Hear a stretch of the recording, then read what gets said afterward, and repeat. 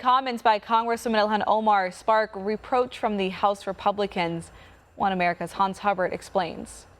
House Republicans register the repudiation of recent remarks by Minnesota Representative Ilhan Omar, which they regard as anti-American. Co-sponsored by 8 GOP lawmakers, a resolution was introduced by Arizona Representative Andy Biggs Thursday, censuring Omar for her ostensibly Marxist comments. This referring to a speech delivered by the Minnesota congresswoman last week, wherein she advocated for the full-scale dismantling of what she called systems of oppression in all areas of American society.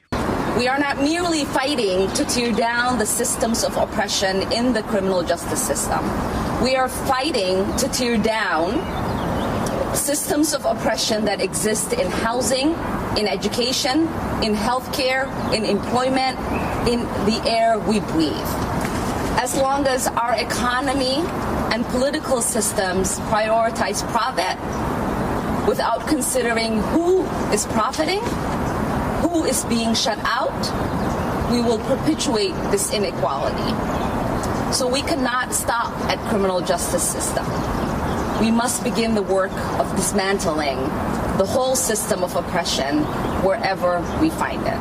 Omar's office lashed back at news of the resolution, claiming it mischaracterized her comments and that criticism from Republicans has resulted in a smear campaign against her. Yet her critics point out, Omar has a history of advocating for a Marxist overhaul of the American system, and that her rejection of economic liberty and limited government run counter to values intrinsic to the Constitution. And I will never stop saying, not only do we need to disinvest in police, but we need to completely dismantle the Minneapolis Police Department. The Minneapolis Police Department is rotten to the root.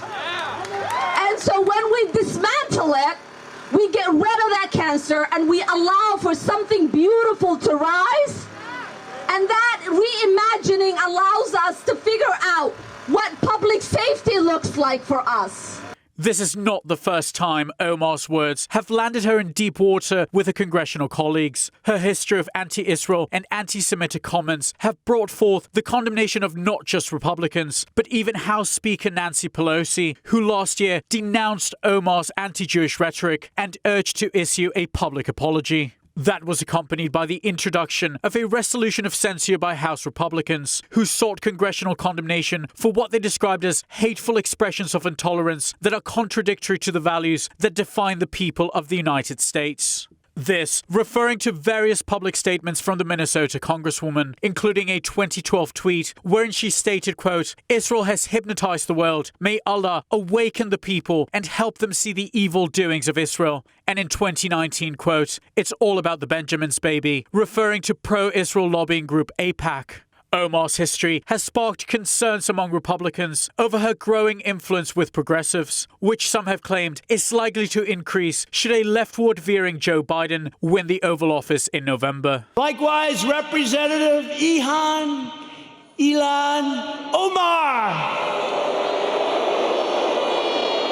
Ilhan Omar is going to be very much involved in a Biden government.